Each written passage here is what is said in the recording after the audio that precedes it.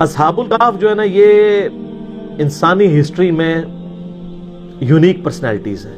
پیغمبر بھی نہیں تھے, پیغمبر کے اصحاب بھی نہیں تھے, اور پیغمبر کے تابعین بھی شاید نہ ہوں, تبع تابعین میں سے ہوں, حضرت عیسیٰ علیہ نبینا علیہ الصلوۃ والسلام کے. لیکن اللہ نے ان کے ساتھ وہ معجزہ کیا جو کسی پیغمبر کے ساتھ بھی نہیں کیا. سورۃ البقرہ میں حضرت عزیر کا نام تو نہیں آیا, وہ تورات میں ملتا ہے, لیکن اتنا ہے کہ پیغمبر, وقت کے پیغمبر کو اللہ تعالیٰ نے 100 سال کے لیے سلا دیا. لیکن اصحاب الکہف کو اللہ تعالیٰ نے 300 سال کے لیے سلایا, عیسوی اعتبار سے یعنی سولر کیلنڈر کے اعتبار سے, اور لیونر کیلنڈر کے اعتبار سے 309 سال, جو قرآن میں سورۃ الکہف میں آتا ہے. سورت نمبر 18 ہے قرآن پاک میں, پارہ نمبر 15 میں پہلی 26 آیات پڑھ لیں تو سورۃ الکہف میں آپ کو اصحاب الکہف کا پورا واقعہ پتہ چل جائے گا. اور یہ کرسچن ٹریڈیشن میں بھی 7 سلیپرز کے نام سے مشہور تھے. 7 یعنی اللہ کے نیک بندے سونے والے, اور 8واں ان کا کتا تھا. کرسچنز بھی ان کو اولیاء اللہ کے طور پر مانتے تھے. یہ سمجھنے حضرت عیسیٰ کے تبع تابعین میں سے ہیں. حضرت عیسیٰ علیہ السلام کے رفع سماوی یعنی دنیا سے اٹھائے جانے کے آلموسٹ آپ سمجھ لیں 100 سال بعد کا یہ واقعہ ہے. 146 عیسوی کا, آج چل رہا ہے 2019 عیسوی 14 نومبر.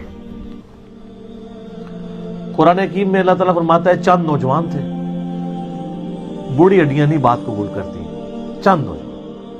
اذ اول فتیۃ الی الکہف فقالوا ربنا آتنا من لدنک رحمۃ وہیئ لنا من امرنا رشدا. چند نوجوان تھے جب انہوں نے ایک غار میں پناہ لی, اور وہاں انہوں نے دعا کی, اے رب ہمارے, آتنا من لدنک رحمہ, ہمیں اپنے پاس سے رحمت عطا فرما, اور ہمارے ہر معاملے میں کامیابی کی کوئی راہ نکال دے. اتنی کامل دعا ہے. میں اکثر اپنے بھائیوں سے کہتا ہوں اس سب کانٹیننٹ کے معاشرے میں ہم نے اس کمزور سے پلیٹ فارم سے یہ جو دعوت لانچ کی ہے, اور آج تمام مکاتب فکر پہ سارے بر اعظموں پہ جا کے چھا گئی ہے, اس کے پیچھے جو روح ہے وہ یہ دعا ہے. کیونکہ میں بھی اللہ تعالیٰ سے یہ دعا کیا کرتا تھا کہ اصحاب الکہف کے ساتھ انہیں غیر معمولی واقعہ کر دیا.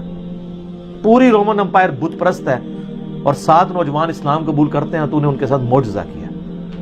آج یہاں سب کانٹیننٹ میں بھی اکثریت دین کے نام پہ گمراہی ہے. ہماری آواز کیسے لوگوں تک پہنچے گی؟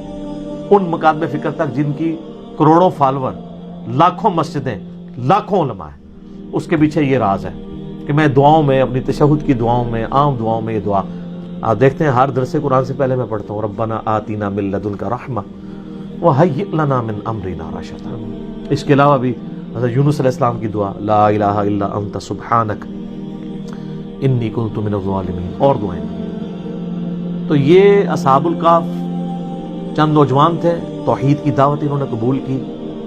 بادشاہ کے دربار میں کھڑے ہو کے انہوں نے اعلان کیا کہ ہم تیری عبادت نہیں کریں گے, کیونکہ رومن امپائر میں اس وقت بت پرستی تھی, اور اس ایمپرر کو خدا مانا جاتا تھا. انہوں نے کہا تو بھی ہماری طرح کا انسان ہے, اپنے آپ کو نیند سے, کھانے پینے سے آزاد نہیں کر سکتا, ہم تیری عبادت کیوں کریں, ہم اس رب کی بات کریں گے جس نے زمین و آسمان کو پیدا کیا.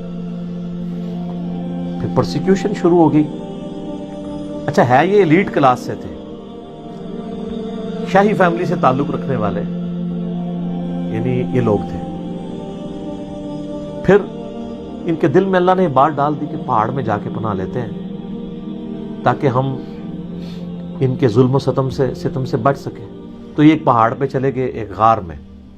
یہ پورا واقعہ قرآن پاک میں آیا ہے. پھر اللہ فرماتا ہے انہوں نے غار میں پناہ لی, اور اللہ تعالیٰ فرماتا ہے ان کو ہم نے وہاں پہ تھپکی دے کے سلا دیا. ہائے ہائے ہائے, اللہ نے کہا میں نے تھپکی دی ان کو, ان کے کانوں پہ تھپکی دی, سو گئے. اچھا یہ جو آیات ہے نا, جس کو رات کو نیند نہ آتی ہے وہ لوگوں کا تجربہ ہے. یہ والی آیات رات کو پڑھ کے سوئیں نا, تھپکی والی تو نیند آ جاتی ہے. ظاہر تجربے سے ہے نا. کئی صحابہ کرام نے قرآن میں کئی وظائف ڈسکور کیے ہیں. میرا مسلم شریف میں حدیث بھی ہے کہ نبی علیہ السلام نے فرمایا زمانہ جاہلیت کے بھی اگر ہیں اس طریقے کے دم مجھ پہ پیش کرو, اگر شرک نہیں تو کرتے رہو.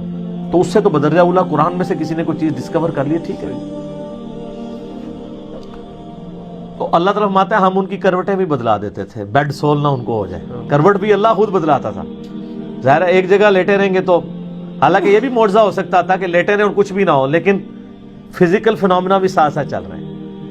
اور اللہ نے فرمایا اس غار کا دہانہ ایسا تھا کہ ڈائریکٹ سورج کی روشنی نہیں آتی تھی، ٹیولائٹ آتی تھی، یعنی اس کا دہانہ آپ سمجھ لیں نارتھ کی طرف تھا، تو سورج یہاں سے ہوتا ہوا ادھر چلا جاتا تھا، انڈائریکٹ لائٹ آتی تھی، ڈائریکٹ لائٹ بھی نہیں آتی تھی، وہ سوئے رہے۔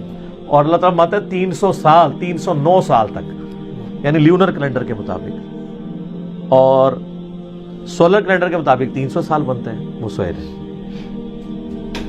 اور فرمایا ان کا ایک کتا ہے جو اس غار کے دہانے پر ہے، اور اس کی اتنی ہیبت ہے کہ اگر کوئی یعنی غار کے دہانے پہ جائے بھی نا تو اس کتے سے وحشت کھا کے وہ بھاگ جائے، وہ حفاظت کے لیے اللہ تعالیٰ نے۔ اب وہ کتا بھی ایسا تھا کہ وہ ایک جگہ تھا، بس اس کو اللہ تعالیٰ نے ایسے ہی سلا دیا، لیکن اس کا روب ایسا تھا کہ کوئی اس غار کے قریب بھی نہیں جاتا تھا، اگر کوئی بھولا بھٹکا وہاں پہ پہنچ بھی جائے، ورنہ تو جب تک سارے غار نہ جج کیے جائیں پتہ نہیں چل سکتا۔ اور پھر کافروں نے یہ کیا کہ ان کے ناموں کی تختیاں لکھ کے ان کے اوپر سزا جو تھی، وہ ایک تختی رقیم اسے کہا جاتا ہے، اصحاب الرقیم بھی انہیں کہا جاتا ہے عربی میں، اس غار کا منہ بند کر کے وہاں پہ رکھ دی۔ اللہ تعالیٰ نے ان کو سلا دیا، وقت کے ساتھ ساتھ شکست و ریخ ہونا شروع ہوا، وہاں سے راستہ کھل گیا۔ اور اللہ کا کرنا یہ ہوا کہ اسی دوران رومن امپائر کا جو کانسٹنٹائن II تھا نا 337 عیسوی میں، اس نے مرتے مرتے عیسائیت قبول کر لی۔ اب عیسائیت قبول کرنے کا مطلب یہ تھا کہ پوری رعایا نے عیسائیت قبول کر لی، پوری رومن امپائر کرسچن ہو گئی اس وقت کے مسلمان۔ یعنی حضرت عیسیٰ علیہ السلام کے اٹھائے جانے کے 300 سال کے بعد، ورنہ ان 300 سالوں میں عیسائیوں نے بڑے ظلم اٹھائے ہیں ان بت پرستوں کے ہاتھ، وہ تو ایک پوری داستان ہے۔ تو اب وہ جب اٹھے تو وہ آپس میں کلام کرنے شروع ہو گئے کہ ہم کتنی دیر سوئے ہیں، دن یا دن کا کچھ حصہ، ان کو آئیڈیا نہیں ہوا، کیونکہ علم غیب نہیں تھا اس زمانے میں ہوتا۔